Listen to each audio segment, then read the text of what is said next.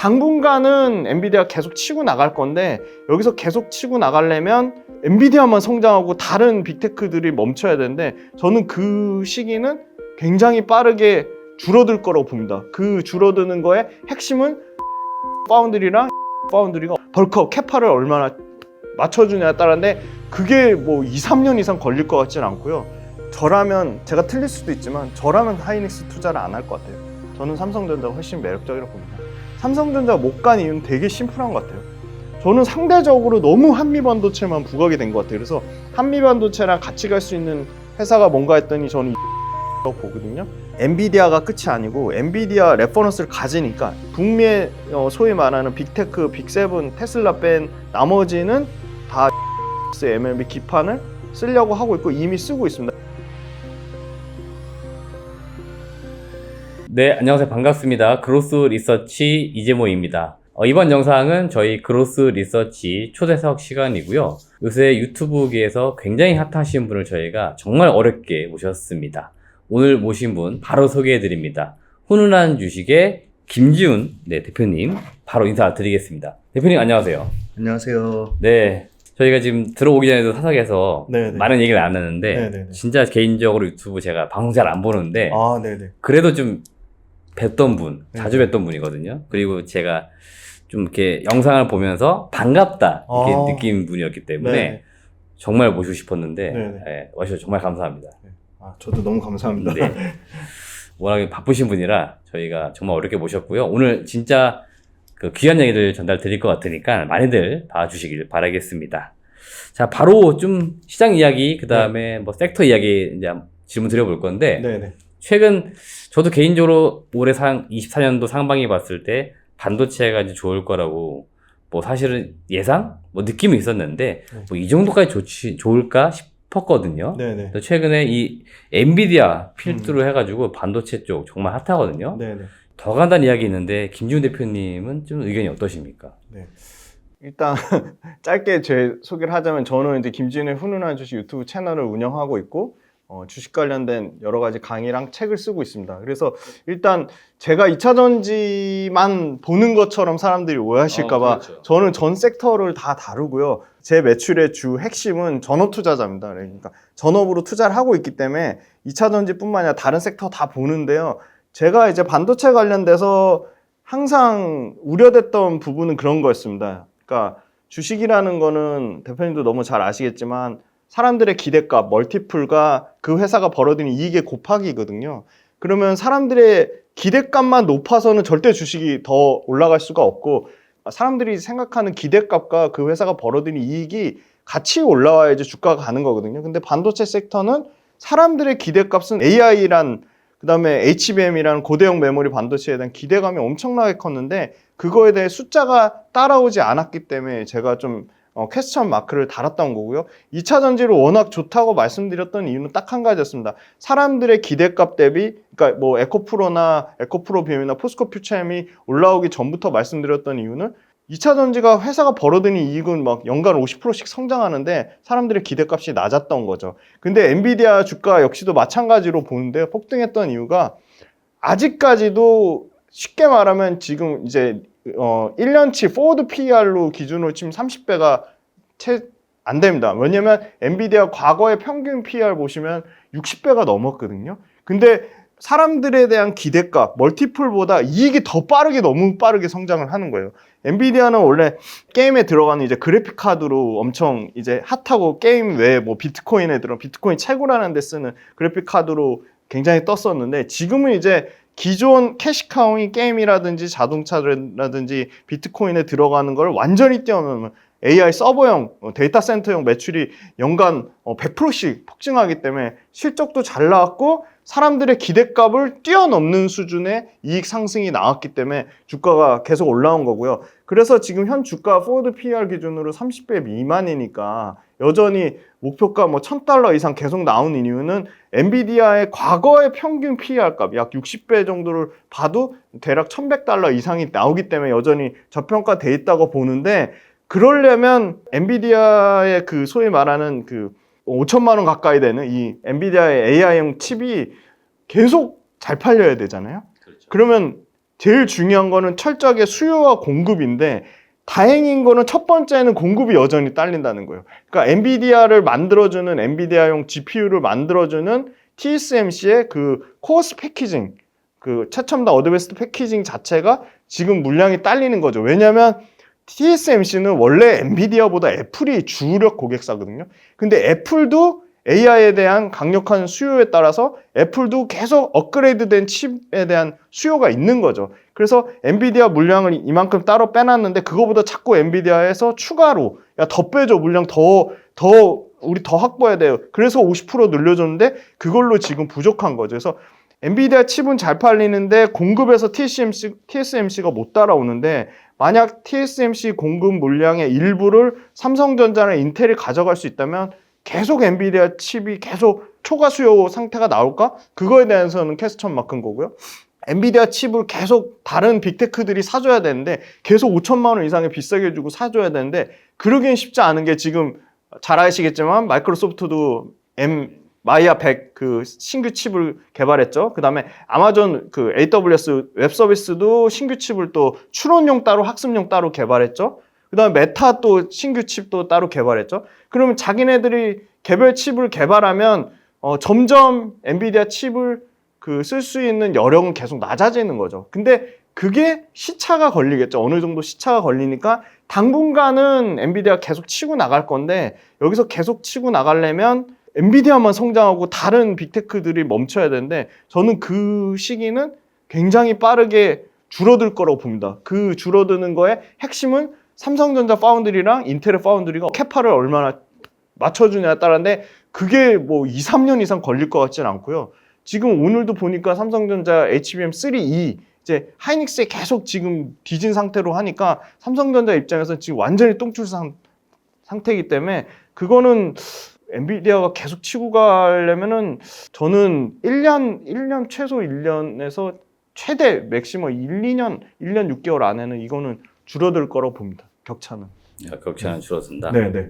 그렇게 보면 또 엔비디아 주가는 어느 순간 또 고점을 그렇죠. 네네. 항상 주가가 선반영이니까 저는 엔비디아 고점 형성하는 시기가 틀릴 수도 있지만 여타 정황을 봤을 때 다른 빅테크들이 계속 빠르게 자체 칩을 개발하고 TSMC의 대안을 자꾸 찾는 과정들이 계속 가시화되고 이슈화되고 그게 모멘텀으로 나오면 계속 엔비디아가 사람들의 기대감을 월등히 뛰어넘을 만큼 이 주당 순이익이 계속 올라갈까? 그거는 저는 퀘스천 마크라고 봅니다. 최근에 그 엔비디아가 이제 주가 잘 가고 그쪽이 이제 핫하면서 우리나라에서는 네. SK 하이닉스 주가가 정말 맞습니다. 네. 강한 거잖아요. 네. 반면에 이제 사람들이 반도체를 투자했는데 하이닉스가 아니고 삼성에 투자하시는 분들 입장에서는 네네. 굉장히 소외되어 있잖아요. 네네. 과연 삼성전자 주가는 언제쯤 올라갈 수 있을까? 네네. 뭐 이런 거좀 의견 또 들어보고 싶거든요.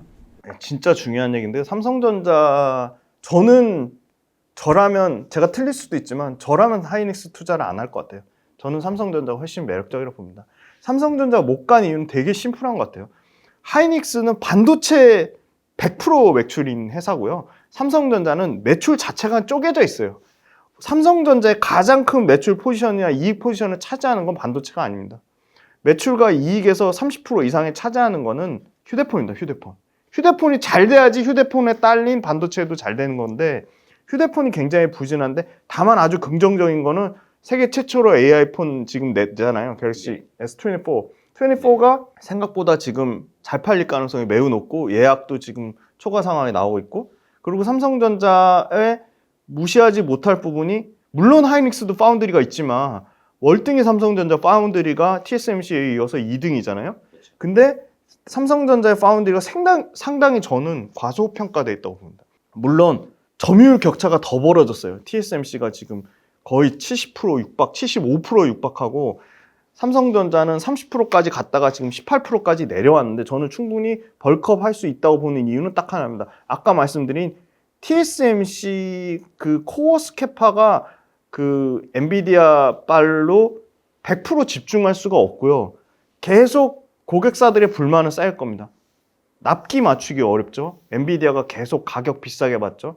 그래서 저는 충분히 삼성전자 파운드리에 기회가 있다고 보는데 문제는 당분간은 이미 하이닉스의 그 부사장이 와서 밝혔지 우리는 이미 올해 거 다 팔고 내년 거 지금 계획하고 있어요. 할 정도로 단기적인 시세는 하이닉스가 좋겠지만 삼성전자가 기회가 있다는 거는 첫 번째는 삼성전자는 상대적으로 반도체 포지션이 100%가 아니라는 점. 그거는 또 다르게 얘기하면 하이닉스 뭐 6%, 7% 박살 날 때 삼성전자 그만큼 하방 경직성이 단단하다는 거고요. 두 번째는 삼성전자의 그 파운드리, TSMC에 이은 글로벌 2위 파운드리 능력을 무시하지 말자. 그래서 삼성전자 파운드리가 최근에 일본 AI 그 1등 업체 조인을 맺었고요. 그 다음에 헬스케어 쪽이랑 또 칩 관련된 생산, 파운드리 관련돼서 또 맺었고, 그리고 아마 이제 그 엔비디아 칩을 갖다 못 쓰는 지금 뭐 마이크로소프트라든지 구글이라든지 아마존이라든지 상당히 삼성전자 파운드리 관심이 있는 걸로 알고 있습니다. 그리고 삼성전자 관련돼서는 메모리 쪽 포지션이 높은데, 물론 이런 얘기도 굉장히 신빙성 있게 제가 최근에 들었던 얘기는 그 메모리 반도체, 그러니까 AI용을 빼고 보자. AI용 뺐을 때 메모리 반도체 그 하이닉스하고 점유율 격차가 굉장히 많이 줄었거든요. 20% 가까이 차이 나다가 지금 뭐 6%, 7%까지 차이 나는데, 그거는 저는 일시적인 과도기라고 봅니다. 그래서 삼성전자 메모리 반도체가 또 빠르게 벌크업 되는 순간 굉장히, 왜냐면 그 삼성전자 이 최첨단 패키징 관련된 부분, 이 후공정 쪽 부분, 이 소위 말하는 멀티플레이어로 할 수 있는 게 저는 하이닉스보다 삼성전자 더 포지션이 크다고 보고 있기 때문에 삼성전자 너무 철저하게 소외된 부분이 있지만 조금만 이 파운드리 쪽에서 벌크업이 돼준다거나 휴대폰 판매량이 좋아서 휴대폰과 PC와 가전 그리고 반도체 쪽이 전체적으로 고르게 성장하면 삼성전자는 사실 주가 부담은 굉장히 하이닉스보다는 낮은 편이거든요. 그래서 저는 오히려 하이닉스보다는 삼성전자가 오히려 저는 기회가 많다고 보고 있고요. 올해 보니까 요거 표 띄워주실 건데 연간 이익 성장률도 작년에 워낙 이익의 폭이 줄어드는 거 감안해도 이익의 성장폭도 워낙 숫자가 저는 중요하다고 생각하기 때문에 삼성전자가 올해, 그러니까 추정치긴 하지만 연간 영업이익 증가율이 388%고요. 하이닉스는 233%입니다. 삼성전자 이익 증가폭이 저는 월등히 높다고 보고 있고요. 다만 매출에서, 그러니까 매출에 더 주가의 포지션을 맞추느냐, 이익의 포지션을 맞추느냐에 따라 투자자의 선택이 달릴 거라고 보는데요.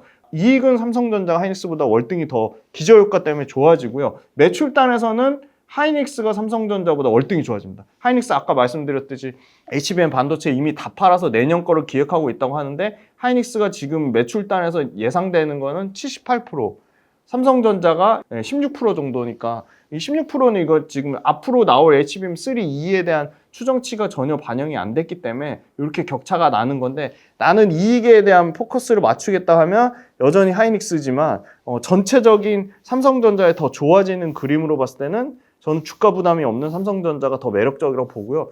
그 하이닉스가 더 약간 엔비디아 뭐 수혜주, 최대 수혜주로 너무 부각받은 측면이 있는데, 그게 계속 지속되기에는 멀티플이 좀 다소 부담스러운 수준에 와 있다. 저는 그렇게 보고 있습니다.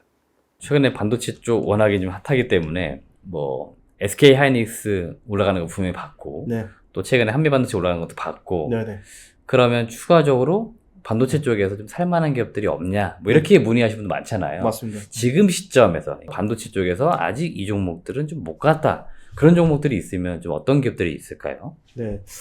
굉장히 제일 중요한 질문 같은데요. 하이닉스 외에 반도체에 주목할 기업은 저는 상당히 많다고 보는데요. 일단 제일 중요한 숫자, 아까 주식의 핵심은 회사가 벌어들인 이익이 가장 중요하고요. 그 이익에 대한 사람들의 기대값을 곱한 겁니다. 그래서 회사가 벌어들인 이익이 앞으로 증가할 거라고 예상되는 게 역시 매출하고 영업이익이 제일 핵심인데요.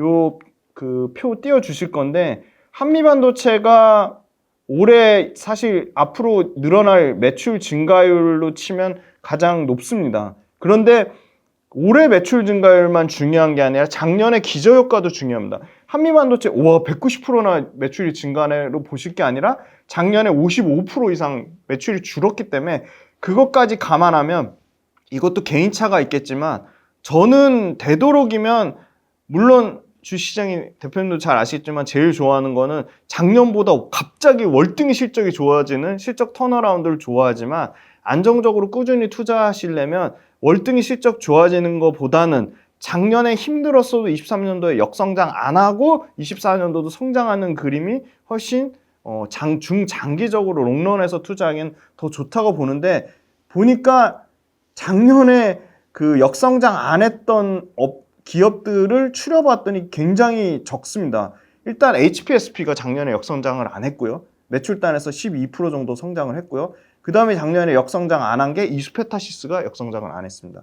그 다음에 역성장 안 한 종목이 가온칩스, 최근에 역시 신고가 영역인데 가온칩스, 디자인하우스도 역성장을 안 했고요. 후공정 쪽에 두산 테스나가 역성장을 안 했습니다. 그리고 칩스앤미디어가 디자인하우스 역시 역성장 안 했고요. 에이징랜드가 역성장을 안 했습니다. 요 정도예요, 매출단에서는. 근데 이 회사 중에 올해 또 가파르게 성장하는 데가 역시나 HPSP. 수소 어닐링 공정장비 쪽에 뭐 절대 강자라고 할 수 있죠. HPSP. 그 다음에 올해 또 역시나 20% 이상 매출 성장하는 데가 이수페타시스. 예. 그 다음에 역시 가온칩스도 올해 매출단에서는 역시나 20% 가까이 성장 나올 것으로 예상하고 있고요. 두산 테스나 마찬가지입니다. 두산 테스나도 꾸준히 연평균 20%씩 매출 성장하는 회사고, 아까 말씀드린 것 중에 누락된 부분이 칩스앤미디어랑 에이징랜드입니다. 칩스앤미디어, 에이징랜드 다 디자인하우스 쪽인데 이런 회사들이 있는데, 그럼 이 중에 어디를 봐야 되냐? 저는 상대적으로 너무 한미반도체만 부각이 된 것 같아요. 그래서 한미반도체랑 같이 갈 수 있는 회사가 뭔가 했더니 저는 이수페타시스라고 보거든요. 왜냐면 이수페타시스 지금 주가 충분히 부담스러운 수준이에요. 왜냐면 단기간에 이수페타시스도 작년에 400% 넘는 상승이 나왔거든요. 그럼 이렇게 봐야 되는 거죠. 주식은 상대적인 비교가 너무 중요한데, 그럼 이 한미반도체랑 이수페타시스 둘 다 HBM 수혜주고 둘 다 엔비디아 납품하거든요. 근데 한미반도체가 하는 거는 엄청 기술 진입 장벽이 있는 것처럼, 이수페타시스는 그 MLB 기판? 그거 블루오션 아니야? 이렇게 많이 깎아내리는데 전혀 그런 게 아니라, MLB 기판도 ML 기판에 통신에 들어가는 게 있고 AI 데이터 센터에 들어가는 게 있고 뭐 자동차용에 들어가는 게 있고 다양한 그 리소스가 있는 거죠. 근데 리소스 중에 이수페타시스는 가장 고부가치를 합니다. 가장 고부가치를 하고, 너무나 다행인 거는 이 이수페타시스가 하는 기판 쪽, MLB 기판 쪽에 아주 잘하는 글로벌 플레이어들이 일본의 뭐 교세라라든지 떨어져 나갔고요. 알아서 떨어져 나갔고요. 한국의 LG이노텍, 대덕전자, 심텍은 FCBGA 쪽으로 다 넘어갔거든요. 그래서 그 MLB 기판 쪽에 블루오션이라고 깎아내리기에는 이수페타시스가 다 먹는 구조예요. 그걸 절대 무시하시면 안 되고, 그냥 심플하게 엔비디아에 들어가는 매출이 연간 350억, 700억, 내년에 지금 대략 한 1200억에서 1500억 정도 예상하거든요. 그냥 매출이 연간 50%씩 성장하는 구조고요.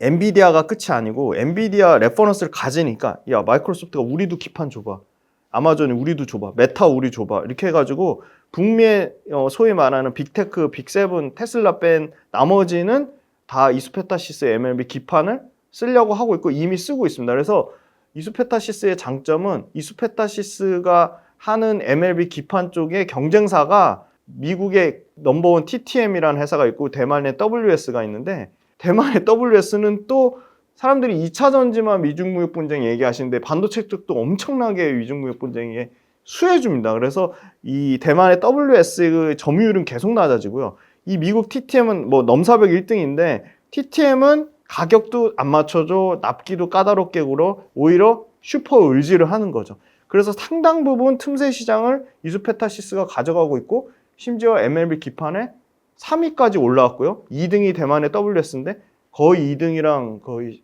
그 시장 침투율 자체가 거의 차이가 안 날 정도로 계속 빅테크의 주문이 늘어나면서 레퍼런스가 계속 쌓이고 있고요.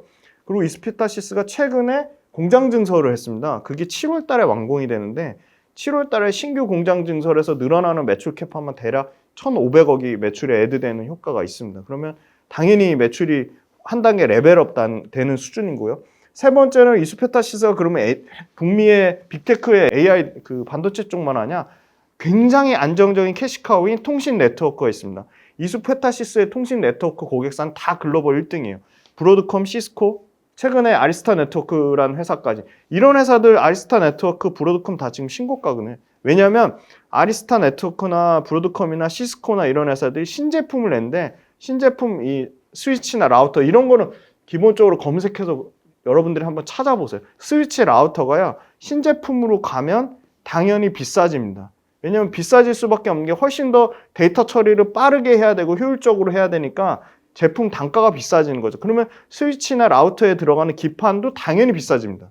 근데 AI 반도체보다 아직은 통신 네트워크 시스코나 브로드컴에 들어가는 이스페타시스 기판이 비싸요. 왜냐하면 기판은 많이 위로 많이 적재해서 쌓을수록 기술적인 진입 장벽도 있고 그 다음에 높게 쌓으면서 얇으면서 구조적 안정성을 띄워야 되거든요. 근데 그게 굉장히 기술 진입 장벽이 있는데 지금의 소위 말하는 북미 빅테크 소위 말하는 엔비디아에 들어가는 기판보다 통신에 들어가는 기판을 더 높게 쌓아요. 통신에 들어가는 기판은 30층 이상의 초고다층의 가장 초고마진을 받는 제품들이고요. 지금 이수페타시스에 이제 막 들어가는 버전들은 24층에서 26층, 최소 4, 5층 이상의 갭 차이가 나는 초고마진의 통신용 네트워크보다 더 저마진의 지금 이수페타시스나 마이크로소프트나 엔비디아 쪽으로 들어가는 거거든요. 그래서 원래 핵심 캐시카우는 통신용 네트워크인데 통신용 네트워크 쪽이 드디어 신제품을 내면서 업그레이드가 되기 시작했다. 그리고 통신용 네트워크가 안정적인 캐시카우를 가지면서 신규 성장 동력으로 북미 빅테크 쪽 데이터 센터 기판이 막 이제 매출이 폭풍 성장하고 있는데 북미 데이터 센터 기판도 지금 초창기에 엔비디아에 들어갔던 4세대에서 5세대로 전환하고 있습니다. 세대 전환이라는 거는 가격도 비싸고 물량 자체의 캐파 사이즈도 커진다는 거기 때문에 이수페타시스랑 이거 단순 비교해 보시면 이렇게 보시면 돼요. 시가총액 대비 매출액 비교, 시가총액 대비 이익 비교해 보시면 저는 이수페타시스가 한미반도체랑 비교해서 한미반도체가 너무 비싸거나 이수페타시스가 싼 건데 한미반도체 비싸다라고 얘기하기보다 이수페타시스가 너무 싸다고 보는 게 이수페타시스가 올해 매출은 한 2,300억에서 한 9천억, 맥스 9천억 보고요. 이익이 1,000억 나오는 그림입니다. 그런데 한미반도체가 이익이 얼마 나오는 그림이냐? 올해 1,450억이거든요. 근데 시총은 5배 넘게 차이 나요. 6조 대 1조 몇천억 그림이니까 이수페타시스가 너무 싼 거죠. 이익 차이는 400억 차이인데 시총은 5조 차이 난다?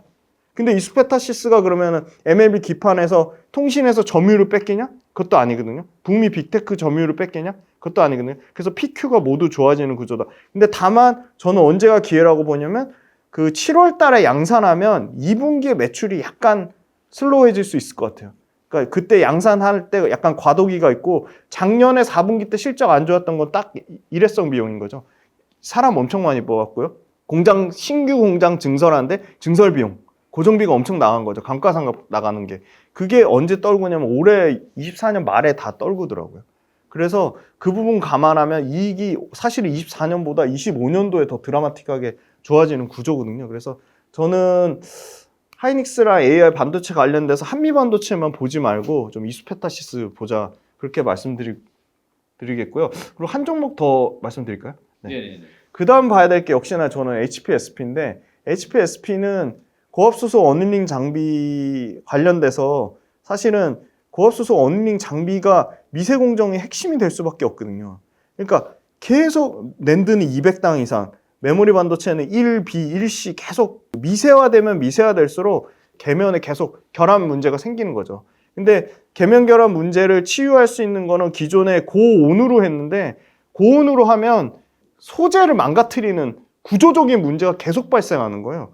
그래서 고압수소로 했더니 그 메탈 게이트가 녹는 현상이 일단 없고요. 그 다음에 계면 그 치유하는 것도 훨씬 더 효과적으로 더 빠르게 더 하는 거죠. 그래서 고압수소 어닐링 자꾸 뭐 ST 얘기하시는데 ST랑 특허 걸려 있는데 그게 쉽진 않을 것 같고요. 그래서 계속 HPSP가 독점적인 지위를 누릴 거고 결국은 계속 보니까 하이닉스도 그렇고 삼성전자도 그렇고 또 어디죠? 마이크론도 그렇고 계속 지금 미세화 공정만 집중 투자하고 있거든요.